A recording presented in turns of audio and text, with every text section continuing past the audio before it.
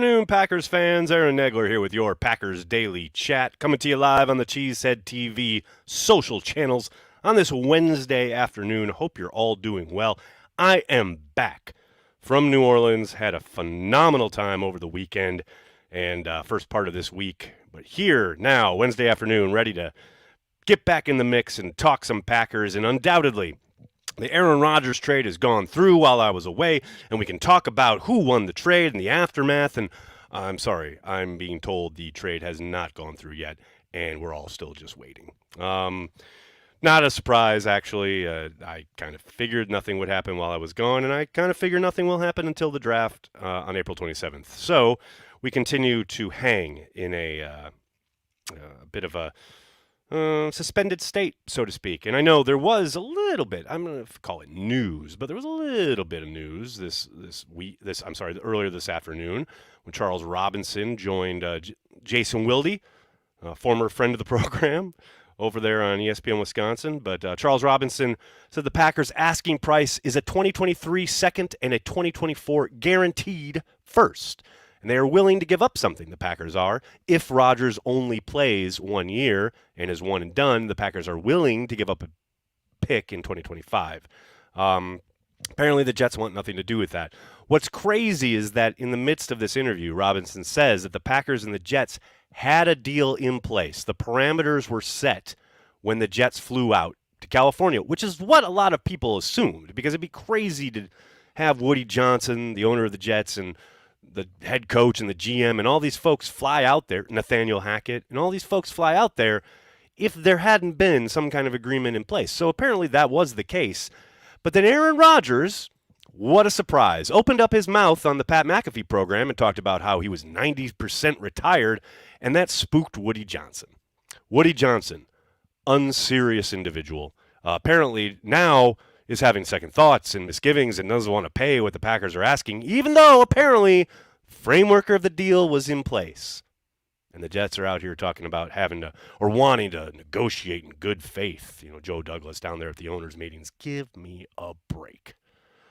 So we'll see how that all plays out. Good times had by all. But right now I want to talk about the draft, and I want to talk about some homegrown products there in Wisconsin specifically. And there are a few Badgers that I think could be on the Packers' radar, but specifically I wanted to talk about Keanu Benton, the defensive tackle for the Badgers, who I think could be in play on day 2 for Green Bay.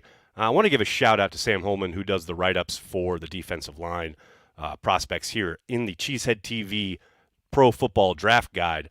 Sam did a great job with all the write-ups, and Benton in particular. Keanu coming in as the 10th overall defensive lineman in the on the draft guide in Sam's rankings. And real quick, just want to give you an overview of what he said about Keanu in the general sense. And I'm quoting Sam here. An athletically gifted prospect with hammers for hands, Benton showed off a nice first step and the explosive ability to beat reach blocks and generate vertical disruption. Though he played nose tackle in college, Benton's ability to control double teams was sometimes questionable. He will likely fit as a 3-tech at the next level. And then there's pros and cons for in the run and the pass game, which you can read if you get the draft guide. But I really wanted to highlight Sam talking about Benton's fit with the Packers, which reads, Benton offers an intriguing option as a 3-tech player.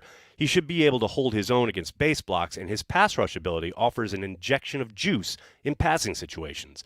Benton may need to refine his power generation against double teams before he can become an every down player, but his disruptive ability as an upfield rusher could be weaponized on stunts and line movement to muddy up blocking schemes and create splash plays in the backfield.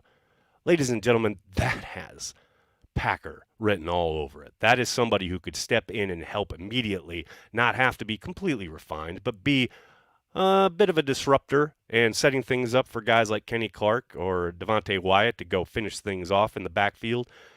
I love this kid. Really didn't know a whole lot about him. Didn't watch a whole lot of Badgers games this year, but I've been watching him kind of off and on over the past week, and I really like what I see. And then I read Sam's write-up, and I got really excited. Of course, I say all this to let you know that now that I am enamored with the young man, there is no way he becomes a Green Bay Packer. But I know for a long time Ted Thompson did legitimately shy away from drafting Wisconsin products. He felt he didn't want to put undue pressure on these young men. And you can, like or dislike that approach, but that was a legitimate thing that Ted worried about. Brian, I think, is, not quite as strident when it comes to that idea. And I pray that it causes him to pull that trigger, so to speak, on day 2 of the NFL draft, because I would love this kid to go from being a Janesville product to a Badger product to a Packer product. Just be a great story, and I think he'd really help a defensive line that, well, there is talent there, definitely still will need some reinforcements and some depth and or rotational guys, and I think he could definitely fit the bill. Hello to everybody in the comment section. So good to see everybody. Hope you're all doing well. Hope you're all behaving while I was away. Soder's here. What's up, man? Thanks for the super chat. I have no words to describe the awesomeness that is Aaron Jones. Loved Aaron Jones' answer at the kickoff for the tailgate tour regarding his, quote, pay cut, which in his words he didn't see as a pay cut. He's still making $11 million, which is more than he's ever made. And he wanted to help the team, do what it needed to do financially. Could have very well held firm. Love the idea that he wanted to work with the team to help them out. Yes, as I've said many times, Aaron Jones carries the G. No question about it. Juan Garcia, thanks for the super chat. Rich Eisen sounds delusional. Go Pack Go. He's a Jets fan. Of course he sounds delusional. You'd be delusional too if you had the longest postseason drought in the league. Those are just facts. They cause men and women and fans in general to lose their senses, which, let's face it, the Jets fans did long time ago. So, of course, Rich does. That's quite all right. What else we got here, folks? Do I watch Ted Lasso? If yes, do you think Zava is AR-12? Cody, I do watch Ted Lasso, and no, I've had a lot of people kind of make that comparison, and I think it's apt. I think there are similarities, but it's very clear that he's Zoltan, the former world footballer. Ibrahimovic, I think is how you say his last name. When he left the Premier League and joined Major League Soccer, I think it was the team out in L.A., he literally took out a full-page ad to Los Angeles and said, "You're welcome," because he chose to play there. Yeah, that's who that is. Good afternoon, Aaron from Oregon. What's up, John? The Pack will surprise a bunch of people. Go Pack Go. Aaron Jones is class. Yeah, I think the Packers will surprise people. I'm not going to sit here and tell you that I think they're going to go on some championship run. I think that's probably a year or maybe 2 away. But I do think there are a lot of people who think the Packers are going to be terrible. Like, they're just going to fold and just be awful. And I just do not see that. Now, will it be a bit difficult? Will there be growing pains along the way? Kind of a new way of working, new quarterback, obviously. Some new ways of trying to make things happen on offense? Yes. And I do think some of that's going to be tough. But I'm not sitting here thinking they're going to be like a 4 or 5 win football team. And I know that's the popular theory among some subset of the national media and even within some subsets of the Packer fandom, which is kind of funny to me. But, yeah, who knows? Yeah, maybe they will shock the world and go on some deep playoff run. But I think what I suspect is they will be in the mix. Things got to go your way every once in a while. You got to get the ball bounce your way a couple times. I would suspect they'll be in the mix down in December, and we'll see what happens there. That is my guess. Young Feezy Baby, thanks for the super chat. The Bach interview was interesting, eh? I thought it was unvarnished, and it was great to hear Dave's true thoughts. People punish athletes when they don't talk, and then when they do talk, they punish them twice as much. I didn't think anything Dave said was out of bounds. I know people took issue with the fact that he called the Packers they, and he said they could stink, things like that. But what I'm just talking about, that's the perception outside the room. I mean, hell, you cannot go to a Vegas book right now and find anything other than the Packers picked to finish last in the division. I think that's just a pervasive sentiment around the league and the people around watching the league. And I don't think Dave's telling any tales out of school when he talks about that perception. And the idea that, he said they instead of us or whatever, it's almost like he understands that it's a business. Look, I know people want everyone to be rah-rah and cheerio, and that's great. I understand it. But, man, Dave's a Ronin at this point. He's got one more year on this contract, then who knows what happens after that. I know he's broached the idea of retirement. He's at the back part of his career. I don't think anyone should be under any illusions that he's sitting here thinking, oh, we're going to make some deep playoff push. You know, the idea that, oh my gosh, he may have actually told the truth and people clutch their pearls is just hilarious to me. Juan, thanks again, buddy. J-Lo can run LaFleur's 2019 offense. Give 33 the ball. We'll see. We'll see if that's the route they go. I think we'll see them run it at a fair clip, but I also think, Matt likes to throw the ball. He wants to try and kind of push the envelope. I don't think that's all Rodgers. So I think it'll be a mix. I think we'll see a little bit more motion. That I have zero doubt. But how much and to what end, we'll see how it plays out. Do I think Jordan Love will be the Green Bay Packers starter 5 years from now? Good question, Sideline. Yeah, right now, sitting here today, yes, I do. I mean, we'll see. Obviously, things have to play out. But the way he's developed every year that he's been in the league, the flashes that we've seen, the promise that we saw in that Philadelphia game, not much more that I need to see to say I think he can be a starter in the league. Now, successful starter, there's a lot of things that will be outside his control that will, help kind of dictate wins and losses. And if you're not the head of a winning football program for a very long, over the course of several years in a row or even several years in general, oftentimes you're kicked to the curb or perceived to be the problem. And that could be the case for Jordan. So I'm not sitting here saying it's a lock or anything like that. But I do think, given the perception or given the development that we've seen from the young man over the course of his first 3 years, yeah, I have a pretty good feeling about it. We'll see. Who knows? I mean, by the time middle of the season rolls around, they could have seen enough and signed him to a long-term extension at that point. And that's what happened with Rodgers. He started, I think, 6 games before he got, his first long-term extension. That could be the case with Jordan as well.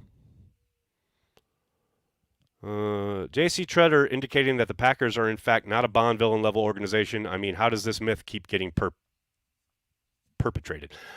Yeah, I really appreciated Kalen's piece in The Athletic regarding the NFLPA survey and the grades. And JC indicating, he went from one organization to another, and it was a bit of a shock. That's always kind of been my thing when Rodgers talks about the way the Packers operate or or when anybody kind of tries to throw dirt on the Packers after they leave. And it's like, okay, Aaron, I understand you have misgivings about the way they've done things or what have you, but you don't know anything else.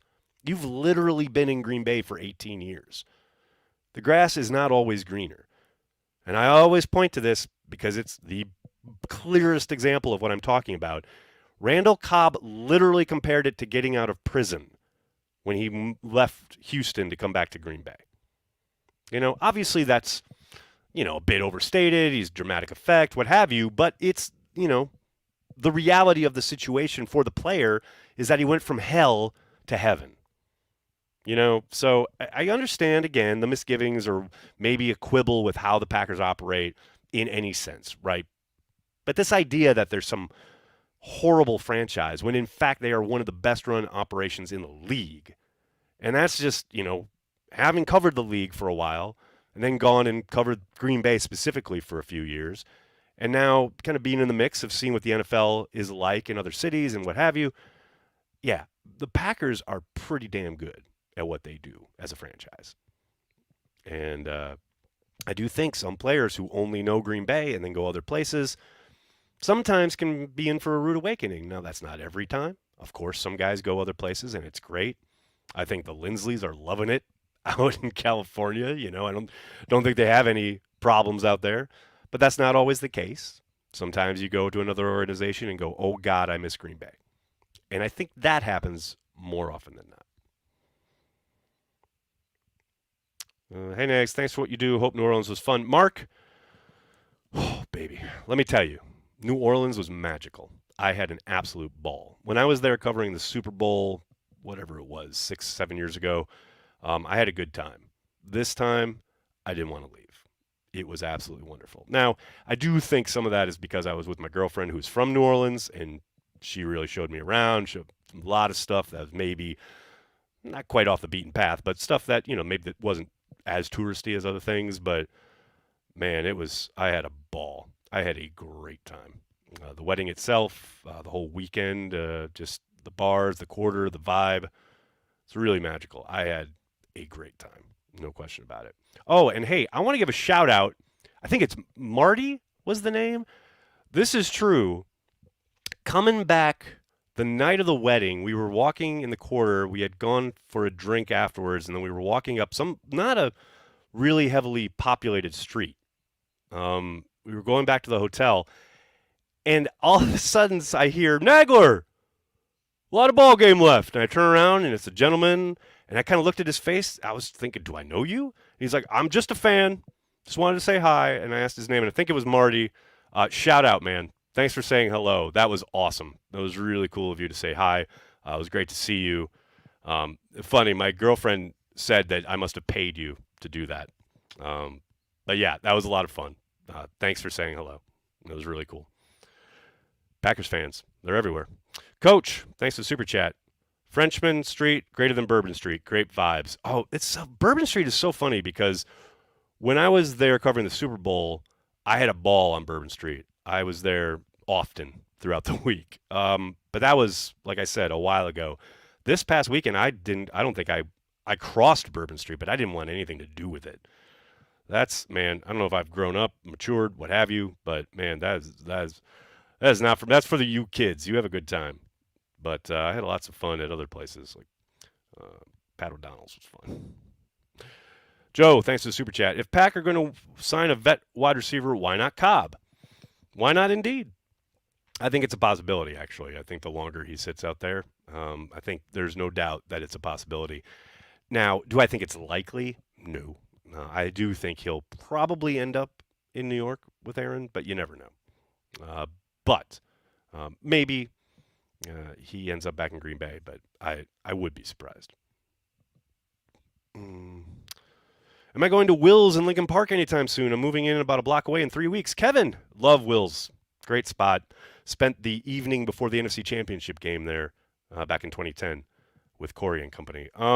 Not anytime soon that I have planned, but if I am going to Chicago or Will's, I will certainly let everyone know. No question about it. Love that area. Love that place. Will's is great. What else we got, folks? For a guy who takes a lot of pride in his mental toughness, Roger sure gets testy with any slight to his ego. Carl, I think that's what makes him great, though. You know, I think that's always been the way. And I think, you know, a lot of greats are like that. Joe Montana was like that. Michael Jordan's like that. You know, you can say, yeah, okay, maybe someone, quote, bruises his ego or whatever, but, man, they use that as motivation. They use that as fuel. And I suspect, and I've been saying this quite a bit this offseason, that all of the noise around Rodgers leaving Green Bay and the, for him, somewhat down year he had last year and the doubts about his game and all of that, I think will drive him. And I think we'll see a rejuvenated Rodgers. I think we're going to see the type of performance out of Aaron Rodgers that we saw out of Brett Favre his first year in Minnesota. You know, and hell, even his year in New York, his one season with the Jets prior to his getting injured, he was playing damn well. But I do think we'll see a really motivated version of Aaron Rodgers. And I do suspect, yeah, he'll put up some numbers. And he'll play much, like I said, like Brett Favre in that first year in Minnesota. I think this is a guy who, he's always been like that. He's always thrived on the doubts and taking slights, whether real or perceived, and using them.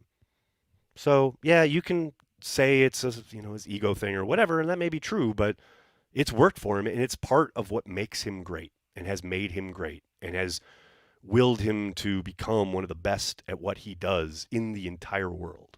Hell, it's what has helped him win 4 MVPs, you know? So, yeah, it can be maybe frustrating if you're following along on a day-to-day basis media-wise, and I understand we all consume this content and we see quotes from him all the time, and I get all that, but it's made him great. No doubt about it. Can't deny it. Legless has a question. Here we go. We got a fucking football question here from Legless. Thank you, sir. Who's starting at right tackle next year? Well, right now I think it's Yash. And I know he hasn't signed his tender yet, but I'm pretty sure the Packers are expecting him to. I don't think anyone's going to give up a second-round pick for him, although stranger things have happened.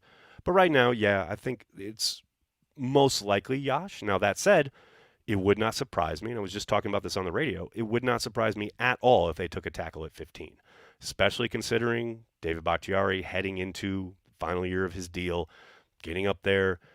Wouldn't surprise me at all if they took somebody who they thought could play right tackle this year and then slide over to left tackle the season after when David's contract is up. None of that would surprise me. Now, could it be Zach Tom? He could be out there. He played there and played well last season. I think there are a lot of balls in the air, but right now I would pencil in Yash, depending on what happens in the draft. Carl, thanks again, bud. It seems like the best player available at pick 15 could be very helpful no matter what side of the ball he's on. Very much agreed. As we were just talking about, I think a tackle could slide in and be an instant starter. I think an edge rusher could certainly help. I think there's no doubt about the fact that they will be looking at edge at 15. Given Rashawn Gary's situation, he's not going to be ready for the start of the year. You're going to need someone to kind of help alongside Enigbare and Preston Smith and get that rotation deeper. No doubt about it. I think edge is definitely in play there. And I think corner is probably in play, and I think there's a number of players who could step in and help right away. And I know tight end keeps getting mocked to the Packers at 15. I think possibly if Washington from Georgia is available, maybe they take that flyer. But I think he's the only one who makes any kind of sense. And I had thought maybe Kincaid might be a possibility, though I doubt it. And I know there was reports today that he is medically cleared and set to visit the Packers soon, maybe next week. But I'll be surprised if they take him or Michael Mayer. I think they'll probably wait on tight end until day 2. But never say never. Flambeau, thanks for the super chat. Is Chelsea cooked? Also, if I'm Goody, I'm asking Rodgers if he wants to go anywhere else because the Jets are being stingy. I don't think that second question is out of the realm of possibility at all. Now, it's going to take Aaron Rodgers picking up a phone. But, yes, I would 100% expect Gutekunst to have that conversation at some point. Now, that doesn't mean Rodgers is going to acquiesce or deal with it, but I think Goody could at least make the call. As for Chelsea, oh, baby. Look, I ain't abandoning ship. I'm a Chelsea fan. I'm going to stay a Chelsea fan, though it's really rough sailing right now. There's no doubt about it. They look so bad today, and they have looked bad in the recent past. Yeah. Frank Lampard, obviously an uninspired choice to be the steward here as they finish off the Premier League season and whatever is left of their Champions League run. But, man, look, they just have to make the right hire when it comes to the manager. I'm not holding my breath, but there are a number of candidates that I like. We'll see. We'll see. They've got the talent. I just want somebody who can fucking finish. They have so many creative guys who, are really talented, but just have no killer instinct in front of the net. And that's what's killing me. You saw it again today. Drives me nuts. Any of the tackles from last year's class could be a surprise at right tackle. Are you talking about, who are on the Packers that they drafted? Whether it's, Ryan or Tom? I think there's a possibility. Look, Ryan's a great unknown at this point. I mean, talk about a redshirt rookie year. Couldn't really get on the field with the ones in training camp, and then he had the 6-game suspension to end the season. Never really saw anything from the young man. So I liked him coming out. Maybe he can rebound and have a strong sophomore effort and get in that mix at right tackle, though I don't remember him getting utilized there much at all in camp last summer. So we'll see. Craig, thanks for the super chat. Who do you think the Packers take as a backup to Love? I don't know specifically. I'm not going to pretend like I do, but I think there's a very good chance that they draft somebody on day 2. Now, we'll see what the picks shake out like after the trade with the Jets, presumably. But I wouldn't be surprised if they used a 3rd-rounder on a quarterback. Maybe even a 2nd-rounder, though I doubt it. Definitely probably take one on day 3 as well. Can never have too many. And I think that makes a lot more sense than signing some old vet. You guys are going to get Nagelsmann, and I'm going to be pissed. Here's hoping, man. Any word on Stokes' recovery? Good question, Universal Truth. Nothing beyond what Brian kind of intimated, or it was Matt intimated at the owners' meetings. Rasul sticking outside. Sounds like, Stokes won't be ready for training camp, but that's about all we got. No real idea where he is quite yet. We haven't seen any interviews with him, haven't heard from him, so hopefully we'll start to get some of that information when they report for the off-season program starting April 17th. They'll undoubtedly have guys available then. Maybe Stokes gets to talk. Who knows? Maybe Brian or Matt offer up a little bit more information then. But right now, there's not too much as far as concrete information goes about where he's at. What else we got, folks? What else we got? Next, does it matter what round a player is taken in? No. I don't care. I mean, I know a lot of people do, and people expect things from guys who are taken in this round as opposed to that round. But to me, and Matt LaFleur himself has said this, I don't care what you did and where you come from. What I care about is what you do when you're here. What I care about is what you do when that G is on your helmet. The moment you step on the grass at Radnički Field, I care. And I care about what you do there. I don't care where you come from. I don't care if you're an undrafted free agent. I don't care if you're a first-round pick. I care about what you do for the Green Bay Packers. That's just me. It's just something I'm into. All right, everybody, I got to get going. I can't thank you enough for hanging out and talking Packers with me each and every day, Monday through Friday. So good to be back. And a reminder, the Cheesehead TV 2023 Pro Football Draft Guide is available now. You can get the draft guide at the link below. Information is right here on the video in the information section right below the bio. There you go. Check it out. Thanks to everybody who contributed and everybody who has already purchased the draft guide. It's been incredible. The response has been nuts. And look, I know people are probably sitting here going, oh, it's just information about the draft prospects, and that is a component of it, and a pretty major one, no doubt about it. But there is tons of other stuff, tons of other content. It's really worth the $15 that you pay for it. Incredible feature articles, Packers trivia, tons of fun stuff. Make sure you get the draft guide. Plenty of time before April 27th to get boned up on all these dudes. Yeah, it's an incredible piece of content, and I tout it so highly because I am so minimally involved. That's what makes it great. All right, everybody. Can't thank you enough for hanging out, talking Packers each and every day. Please do me a monster favor. Hit like on this video, subscribe to the channel, and then tell your friends and tell your family. Cheesehead TV, we are devoted to Green Bay Packers fans worldwide. Thanks a lot, everybody. Have a great night. Go Pack Go.